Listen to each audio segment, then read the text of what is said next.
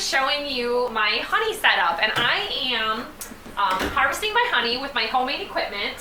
This is the only thing that we have that is purchased, and it was a Craigslist purchase. I actually bought this before I even got my first bees. It is a Man Lake centrifugal honey extractor. There's radial types where the frames will set in this way with this top bar facing out. They're really great because then you don't have to rotate your frames. Money savings for me, about half, so I can tolerate the switching. We're still quite small. So I've got, also I've purchased my, obviously I've purchased my totes and things like that, but we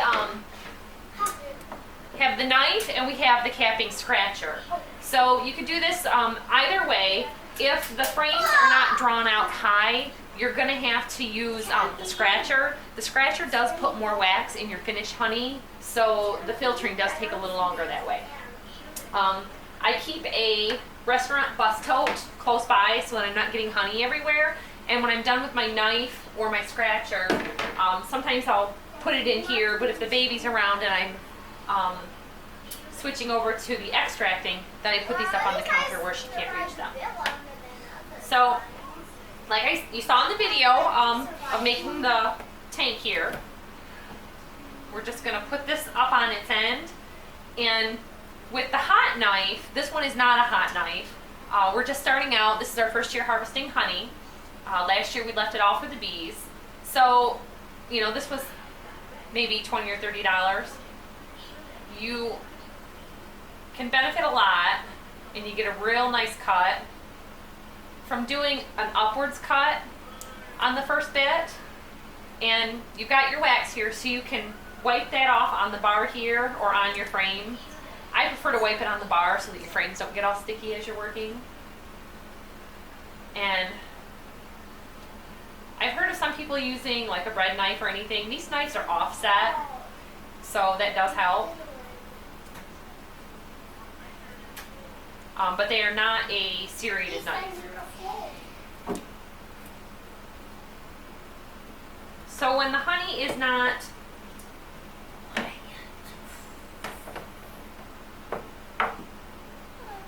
way out from the frame, the knife won't cut it off, and that's why you have to have the capping scratcher. If you don't have this, you can modify, make your own with a fork.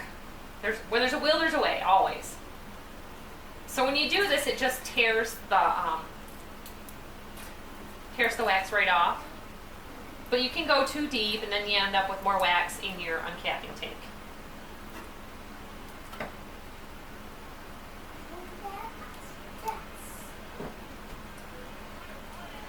Rather in your filtering tank. So here, you can see I've got the wax drawn out really high. The knife will do really well on this one. So I apologize if my arm is in your way of seeing. So I just do a slight upwards cut. And you don't even have to do it as much as I am. You just want enough so that knife can get that top inch. That is the difference of your blade. So I don't mind doing it this slowly. This is our second batch that we're cutting here.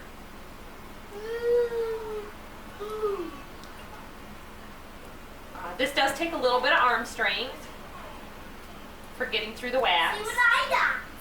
The honey is thick and the wax is solid.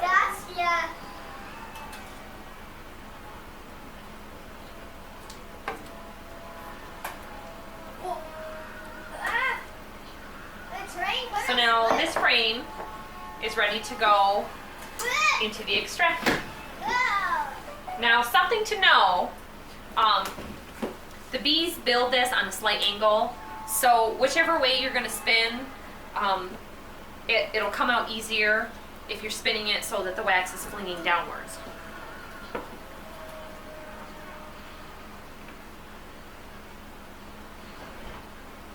Now you can do it as I am right now, it's just uncapping one at a time and putting them in, or you can uncap as many as your extractor will hold all at once, and then leave them here ready. In an assembly line system, I'm just doing this real nonchalant today, just a few at a time. So, in an assembly line system, you could certainly do an entire super all at once and let them sit here in this tote.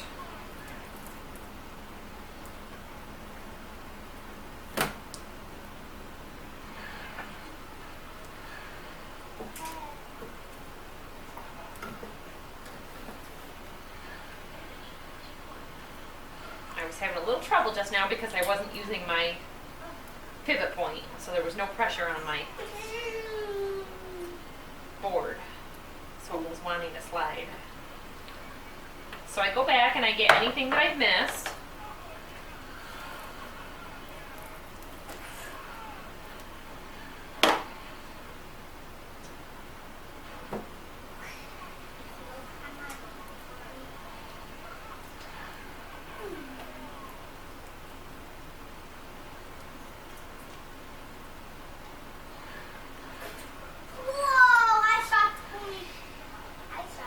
They make a hot planing knife that uses hot water through a copper pipe, but for us backyard beekeepers, they're very expensive.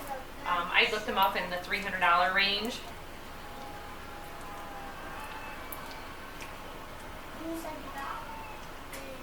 Beekeeping is not an inexpensive hobby.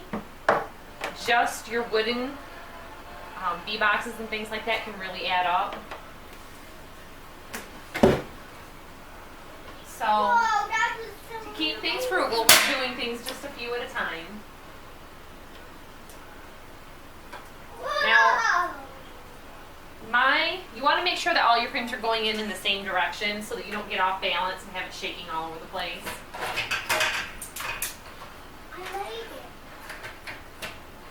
Mine is a manual extractor.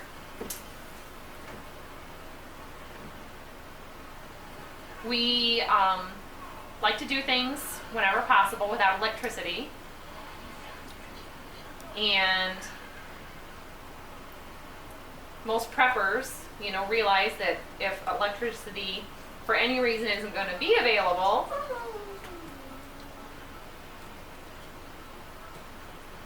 you want to be prepared.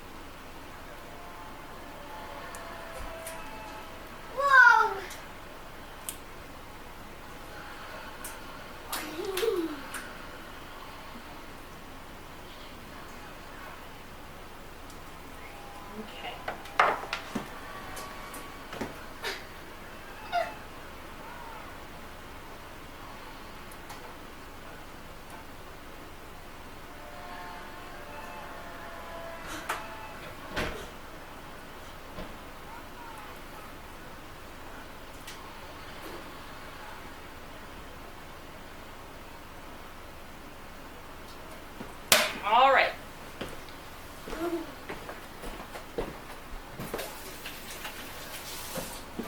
I'm doing this in my kitchen today, and one of the things that I like about doing it in the kitchen versus the garage is I have to rinse my hands off a lot just to keep the sticky kind of under control.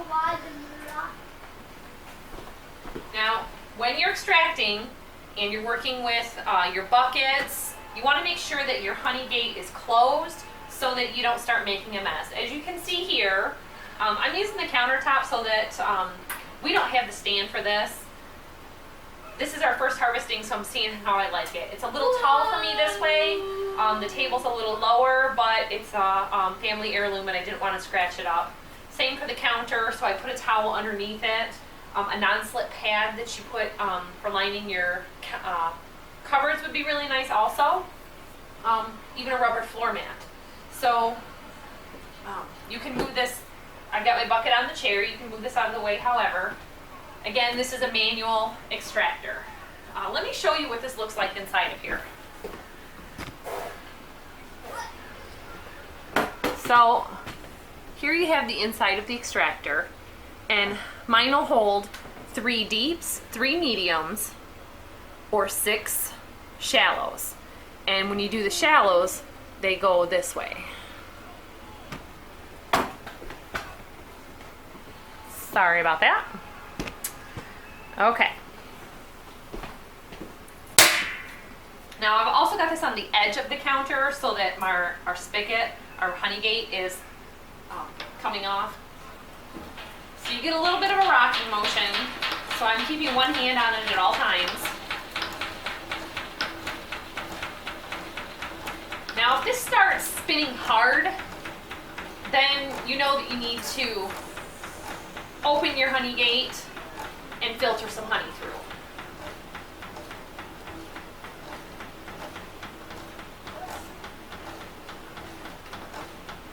And depending on how long you spin, you can look at it and just see how the honey is coming out. What's happening is it's flinging out on the sides of this barrel. This is a stainless steel barrel. Mine is a Man Lake LTD. I forget what the exact model is, but lots of finger licking good going on around here. It's making me think of Kentucky Fried Chicken and some biscuits. So there's going to be some baking going on later. So when it starts spinning hard like that, you want to open up your valve and drain some of your honey out. Here you can see I've got the honey filter, and on the honey filter, this is a double filter. Because I was using the cappings scratcher, there's a lot of wax in here and it's filtering slowly. So I switched to only using the knife, and basically I haven't caught up with just the honey because of the amount of wax cappings that end up in here. Plus some of the wax does come off of the frames as you're working. So I've got 2 filters here fitting together. The honey is going through the lower one and down into the bucket. Also, you don't want to get any bee parts. Every now and then you get, you know, a bee that might have got stuck, or some larvae that I had, the frames underneath, they were building some comb and had some larvae on top of the frame, so it was touching the bottoms of the frames.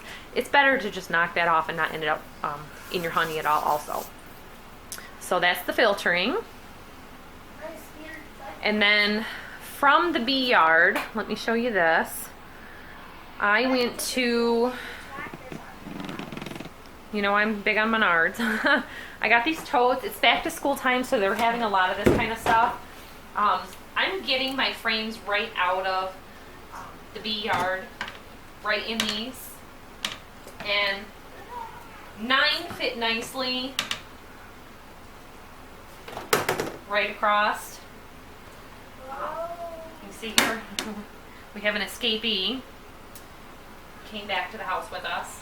I have been leaving these in my garage overnight, and I am only harvesting the frames with a bee brush and using the smoker. So we've only had a few bees follow us up to the house.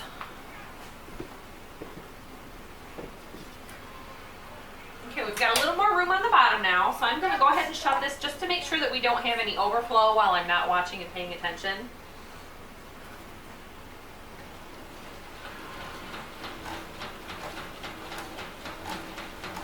See, now it's turning much easier.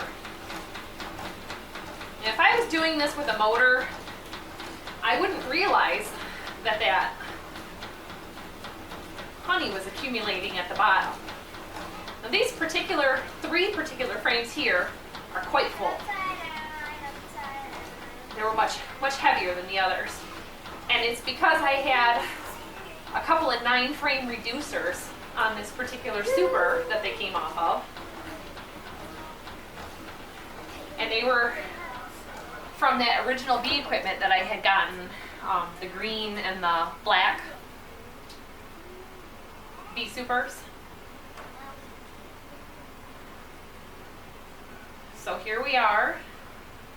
It's all flinging out nicely.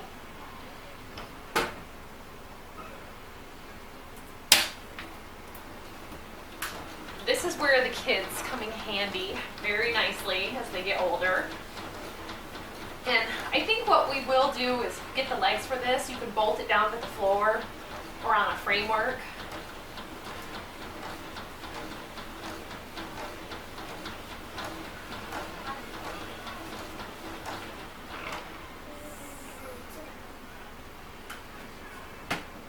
It definitely spins a lot easier when you're not full of honey.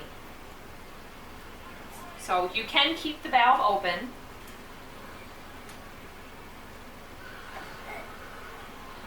And what I'm going to do now is you have to rotate your frames with this particular extractor so that it gets the honey off of both sides.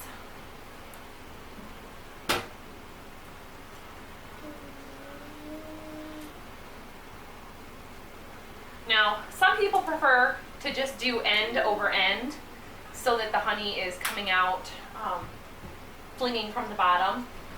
I've been kind of experimenting with it to see which kind of way works best for me.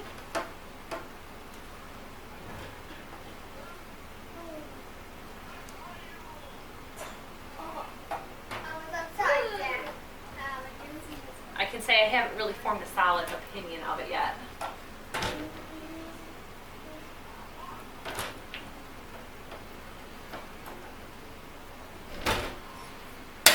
And this is where the water comes in handy.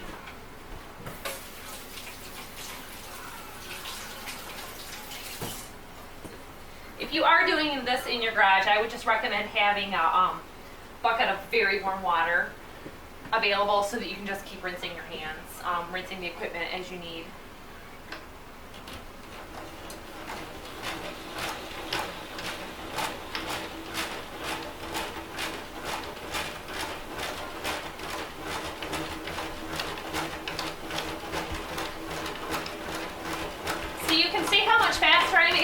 Because the honey gate's open and that honey's just going through instead of accumulating. What happens is the honey gets as high as the bottom of the side of the frames as they're in there, and you're going to be getting resistance, and then you just won't get a good spin.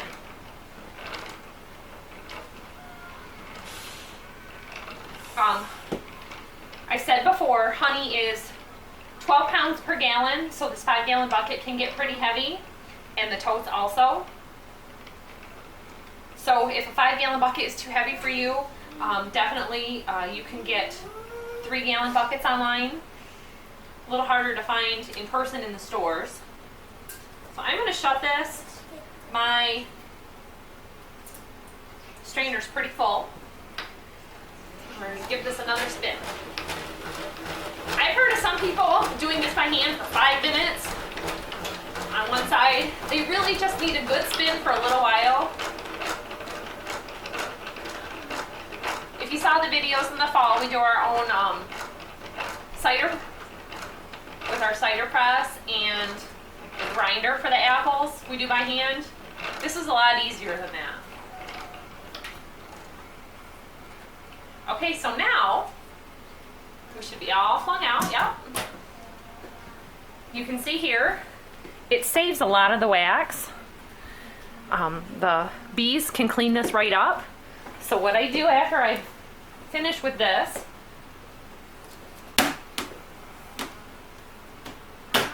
you can put them back in your uncapping tank. I put them back in my tote.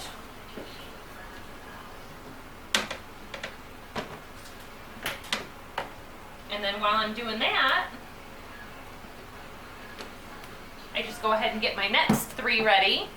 I've got that one bee in here and I don't have my bee brush right now.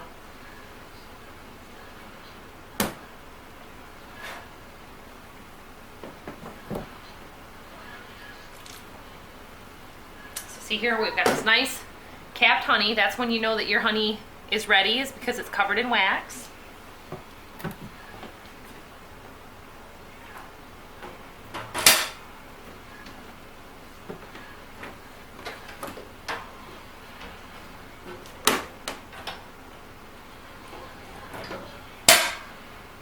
So, I recommend getting extras of these totes because then you can go back and forth to the, you know, between the bee yard and the extracting and everything. But that is my honey extracting setup, everybody. For my utensils, I'm using bussing tubs from Gordon's Food Services. They were about $6 a piece. There was a slight savings to do the 4-pack. So that is the honey extracting, everybody. Thanks for watching.